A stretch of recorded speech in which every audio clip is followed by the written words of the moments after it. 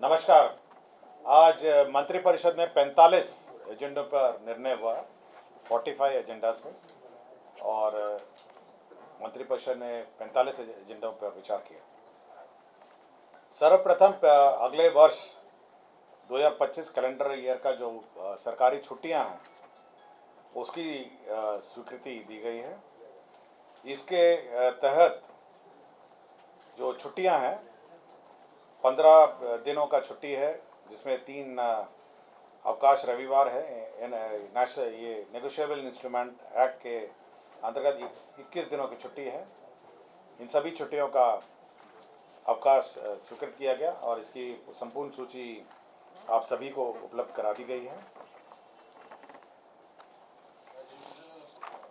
दूसरा एजेंडा था कि जो परिवहन विभाग का सड़क सुरक्षा के दृष्टिकोण से दुर्घटनाओं को कम करने के लिए बिहार राज्य के निवासी एवं बिहार राज्य से निर्गत वैध चालान अनुज्ञप्ति धारक जो वाहन चालक हैं, जो प्राइवेट वाहन चालक हैं, जिसमें ट्रक चालक हैं, बस चालक हैं, ऑटो चालक हैं, टैक्सी चालक हैं, उनके लिए एक विकासशील योजना, विकास कार्य की योजना स्वीकृति की गई है और इसको मुख्यमंत्री वाहन चालक कल्याण योजना 2024 इसको नाम दिया गया है। इसके अंतर्गत इन सभी वाहन चालकों को ट्रेनिंग दिया जाएगा, इनके चिकित्सा सुविधा के लिए व्यवस्था की जाएगी, इनकी बीमा के लिए, और इनके जो रिफ्रेशर ट्रेनिंग है इसके लिए इनके विरुद्ध जागरूकता कार्यक्रम होगा और श्रम संसाधन विभाग से जो इनको सुविधा मिलेगी उस सब में इनको सुविधा मिलेगी। तो जो प्राइवेट वाहन चालक हैं आज के दिन में, टैक्सी चालक हैं, ऑटो चालक हैं, बस चालक हैं, ट्रक चालक हैं, इन सभी को सुविधा देने के लिए राज्य सरकार ने एक योजना चलाई है। इसमें यूनिक आईडी कार्ड भी दिया जाएगा इनको सभी को, और इनको स्वास्थ्य जांच है, मेडिकल जांच है, शौचालय की व्यवस्था, चालक का पोशाक और स्वास्थ्य बीमा, तो ये सारी सुविधा दी जाएगी और यह सड़क सुरक्षा निधि से इसका व्यय होगा। सीवान जिला अंतर्गत जो महाराजगंज नगर पंचायत है उसमें दनछुआ और जगदीशपुर 2 गांव हैं जिसको शामिल किया गया है। आज के दिन में जो ग्राम दनछुआ और जगदीशपुर किसी में भी इंक्लूडेड नहीं थे, तो इनको अब नगर पंचायत महाराजगंज में इनको जोड़ा गया है। कल बापू टावर का उद्घाटन है, कार्यक्रम है, और इस बापू टावर का संचालन के लिए एक बापू टावर समिति का गठन की स्वीकृति बिहार सोसाइटी रजिस्ट्रेशन एक्ट 1860 के अंतर्गत निबंधन का स्वीकृति दिया गया है। तो कल बापू टावर का उद्घाटन का कार्यक्रम है और उस बापू टावर के संचालन के लिए यह समिति की गठन की गई है। उद्घाटन मैं आपको डिटेल देता हूँ। ये भवन निर्माण के अंतर्गत ये गठन होगा और इसमें जो अध्यक्ष हैं वो विकास आयुक्त रहेंगे, भवन निर्माण के प्रधान सचिव हैं, इसमें वित्त विभाग के हैं, शिक्षा विभाग है, पर्यटन विभाग है, ऊर्जा विभाग है, नगर विकास, कला संस्कृति, प्रमंडल आयुक्त पटना है, और निदेशक संग्रहालय, कला संस्कृति युवा विभाग है, और निदेशक बापू टावर, इतने लोग।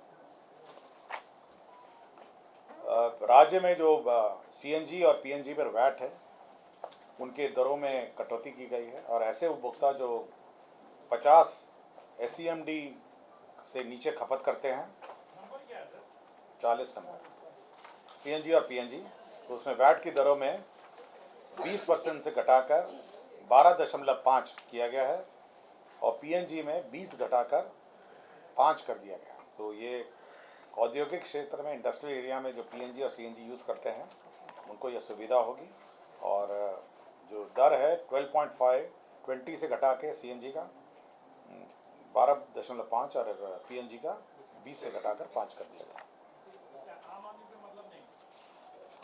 नहीं, ये जो कंज्यूमर्स हैं, बहुत सारे कंज्यूमर्स हैं ना आपके, बहुत सारे जो 50,000 से नीचे जो कंज्यूम करते, जो भी इंडस्ट्रियल कनेक्शंस हैं, कमर्शियल कनेक्शंस हैं। गाड़ी में जो सीएनजी भराता है वो गाड़ी में जो भरा जाता है नहीं, ये वितरण प्रणाली, ये तो सप्लाई का है। एलन मिश्रा इंस्टीट्यूट 16 नंबर एजेंडा है एल एन मिश्रा आर्थिक विकास एवं सामाजिक परिवर्तन संस्था है। यह एल एन मिश्रा इंस्टीट्यूट है और इस इंस्टीट्यूट के जो रूल्स हैं उसके संशोधन की स्वीकृति राज्य सरकार ने दी है।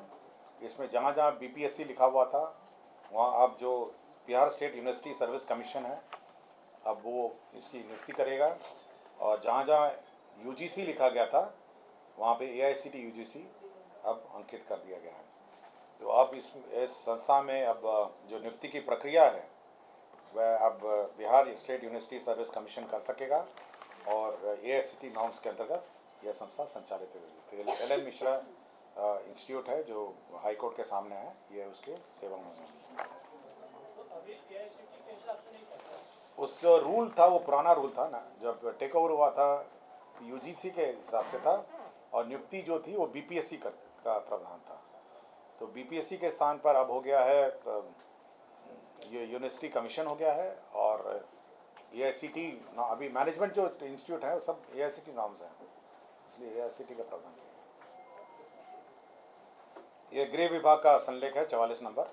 इसमें बिहार राज्य की काराओं और इनके कक्षपाल संवर्ग में वैतनिक अराजपत्रित कर्मियों, कक्षपाल, उच्च कक्षपाल, मुख्य कक्षपाल को बिहार पुलिस के अराजपत्रित कर्मियों के समान प्रत्येक वित्तीय वर्ष में 1 माह का वेतन 1 मंथ ऑफ एक्स्ट्रा सैलरी दे होगा। आपको जानकारी होगा कि जो पुलिस में अभी दे है, अब यह कक्षपालों को लिए भी 1 महीने का यह राशि दे होगा। भवन निर्माण विभाग 35 number agenda, doctor APJ Abdul Kalam science city का निर्माण किया जा रहा है। आपको जानकारी होगा यह साइंस सिटी राजेंद्र नगर में निर्माण किया जा रहा है। इसमें जो एग्जिबिट्स थे उसके लिए जो national council of science museums Kolkata है उसको अब नॉमिनेशन के आधार पर कार्य दिया जा रहा है। APJ Abdul Kalam science city Patna में जो एग्जिबिट्स हैं, अब इस साइंस सिटी के एग्जिबिट जो है national council of science museum Kolkata अब इसका नॉमिनेशन पे है। लोक स्वास्थ्य अभियंत्रण विभाग का है 34 नंबर एजेंडा।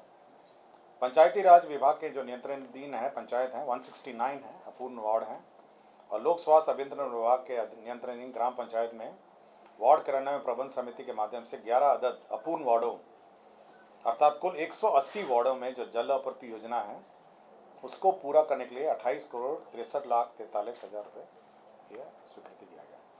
सो ये जो बचे हुए जो वाटर सप्लाई स्कीम है उसी में 28 करोड़ 63,43,000 रुपये की योजना स्वीकृत की गई। वित्त विभाग का प्रस्ताव है प्रस्ताव नंबर 10। वैसे मामले जहां पति और पत्नी दोनों पुरानी पेंशन योजना से आच्छादित हैं और मृत्युपरांत उनके संतान को अनुमान्य द्वारा जो 2 पेंशन का प्रावधान है, भारत सरकार में लिमिट्स हैं, तो उसी लिमिट्स को बिहार सरकार ने भी लागू कर दिए हैं। लिमिट में है कि जो वर्धित एवं सामान्य पारिवारिक पेंशन की स्थिति में क्रमशः 1,25,000 एवं 75,000 प्रतिमास ये ऊपरी सीमा है, अर्थात दोहरा पारिवारिक पेंशन की स्थिति में ऊपरी सीमा उच्चतम वेतन का 50 और 30% निर्धारित है। तो भारत सरकार का जो लिमिट है, भारत सरकार ने भी अपने जो डबल जो हस्बैंड एंड वाइफ दोनों सरकारी नौकरी हैं, अगर उनके जो संतान हैं और कुछ ही संतान को एलिजिबल है, सभी लोग एलिजिबल नहीं हैं, और दिव्यांग संस्था को पारिवारिक पेंशन मिलता है डबल, उसी में लिमिट्स बांध दिए गए।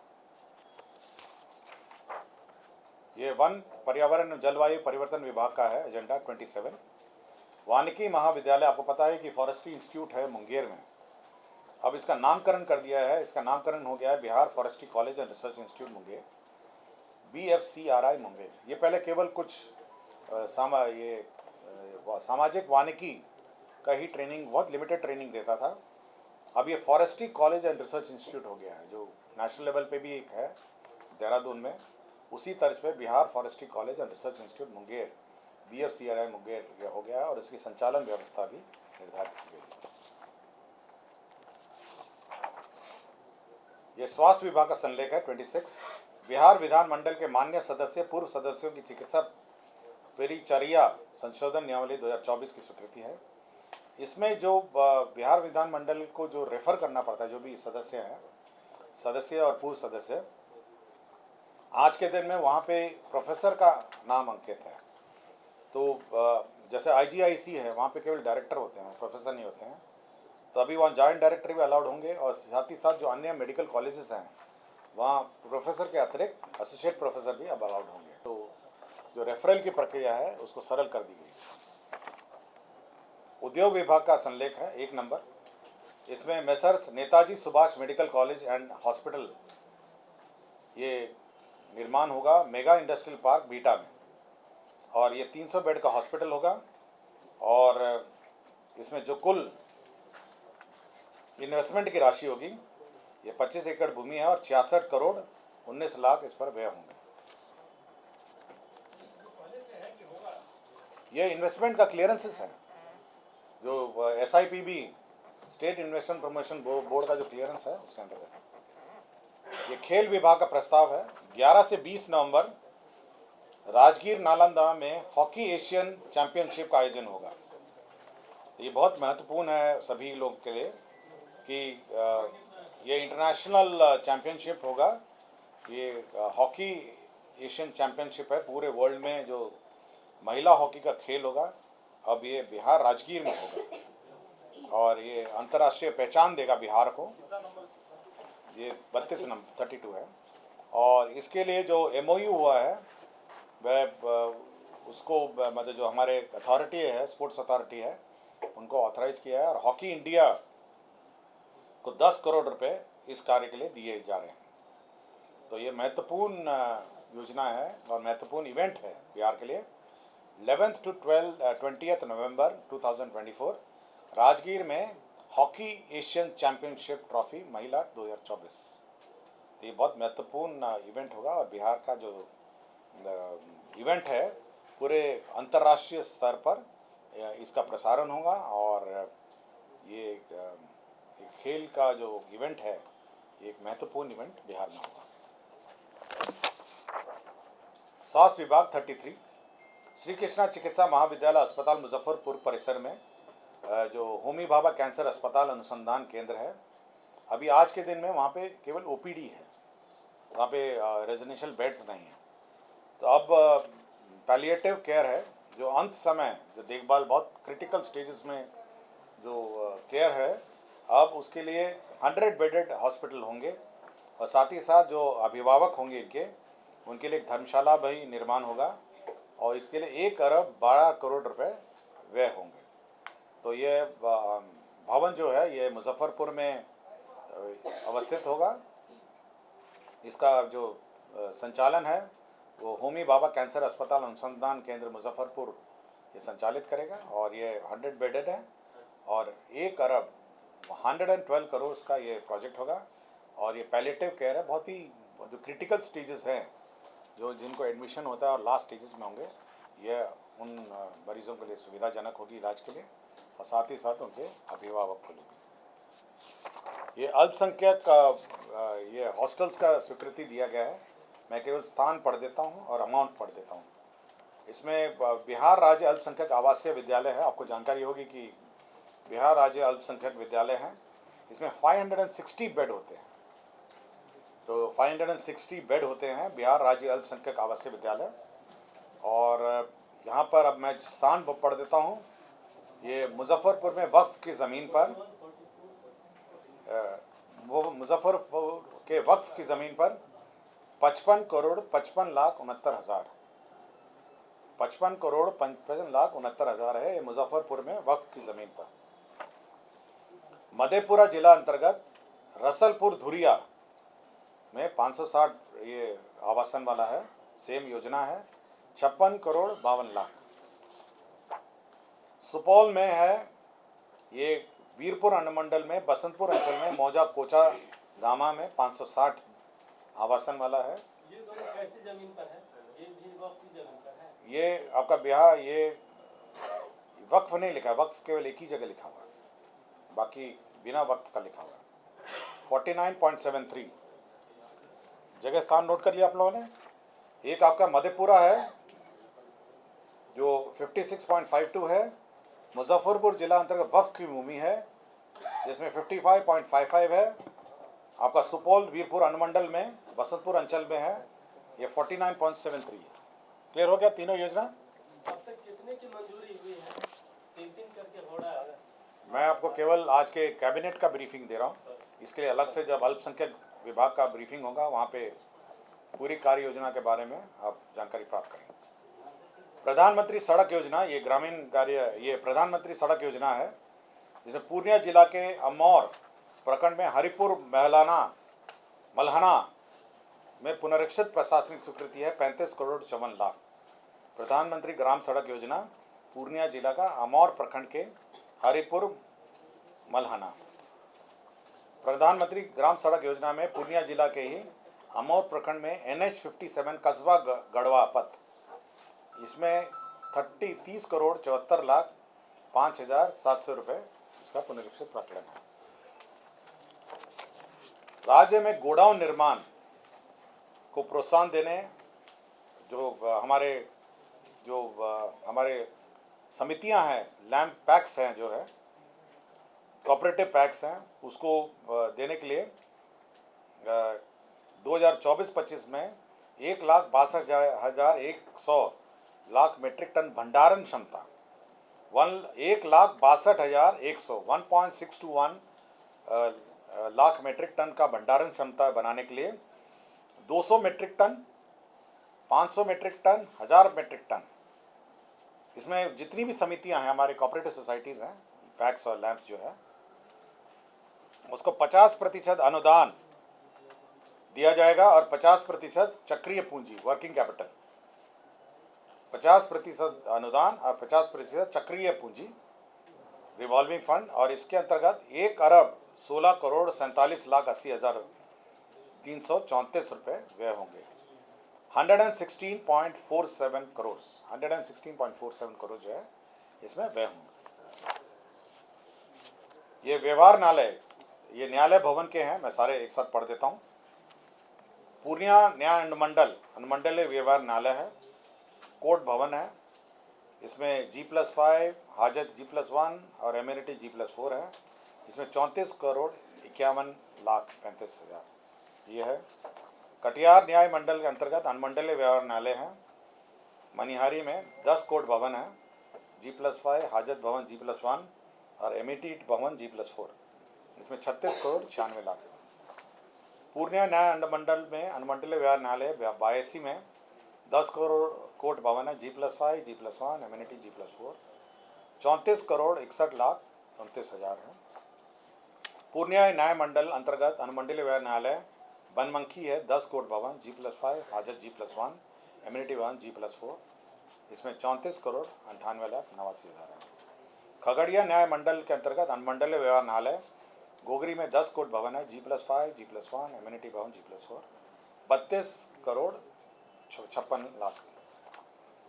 वैशाली हाजीपुर न्याय मंडल अंतर्गत विहार न्यायालय में 10 कोर्ट भवन, G+5, हाजत G+1, immunity G+4, 34 crore 88 lakh. तो ये सारे कोर्ट भवन थे जो विभिन्न स्थानों पे थे। और सारण समरणालय जो हमारे कलेक्ट्रेट है सारण का, उसका नया भवन बनाया जा रहा है। ये प्रशासनिक भवन G+5 का है, कलेक्ट्रेट है सारण का, जिसमें 44 करोड़ 37 लाख 74 हज़ार का बनाया जाएगा। ये है आपका सारण छपरा का कलेक्ट्रेट भवन। कैंपा फंड, आपको पता होगा कंपनसेटरी फॉरेस्ट कैंपा में राशि स्वीकृत होती है और इसके अंतर्गत 65 करोड़ 18 लाख रुपए कंपनसेटरी फॉरेस्ट एसोसिएशन में स्वीकृत हुआ है। 2 योजना है जो हमारे कृषि विभाग की है, जो कृषि रोड मैप की स्कीम है। पहला है आपका राष्ट्रीय कृषि विकास योजना, गेहूं बीज विस्थापन दर, जो गेहूं का रिप्लेसमेंट दर है, उसमें 1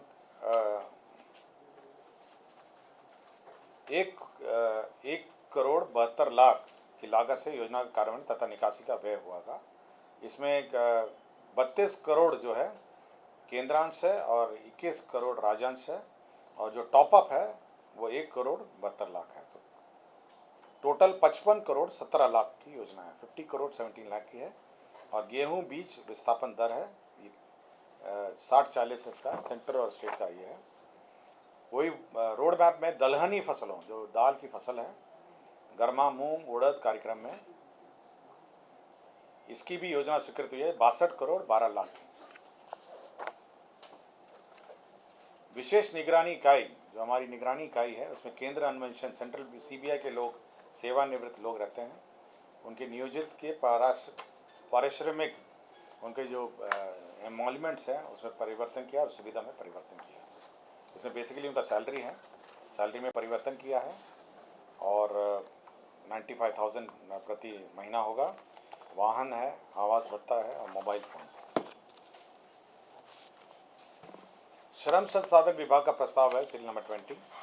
इसमें जो राष्ट्रीय महिला कौशल प्रशिक्षण संस्था है NSTIW, ये केंद्र की संस्था है, राष्ट्रीय महिला कौशल प्रशिक्षण संस्था। आज के दिन में ये महिला ITI कुर्जी में ये संचालित, आपको देखेंगे जो महिला ITI है उसी के अंदर ये कार्यरत है। अब इसके लिए 4 एकड़ भूमि जो बीटा में औद्योगिक क्षेत्र सिकंदरपुर है, वहाँ इसमें अलॉट किया गया। ये ज़मीन का अंतर विभागीय स्थानांतरण है, लैंड ट्रांसफ़र का है, जिसमें पूर्णिया में जिला दमदाहा अंचल में जो अनुसूचित जाति एवं अनुसूचित जनजाति विभाग को ट्रांसफ़र किया गया है। इसमें अनुसूचित जनजाति आवासीय बालक उच्च विद्यालय, अनुसूचित जनजाति बालक उच्च विद्यालय के लिए पूर्णिया जिला अंतर्गत दमदाहा अंचल में मोगलिया में यह लैंड है, जो अभी SC/ST डिपार्टमेंट है, उसको ट्रांसफ़र किया गया। नेशनल हाईवे में ज़मीन ट्रांसफ़र किए गए हैं और serial number 9 and serial number 5।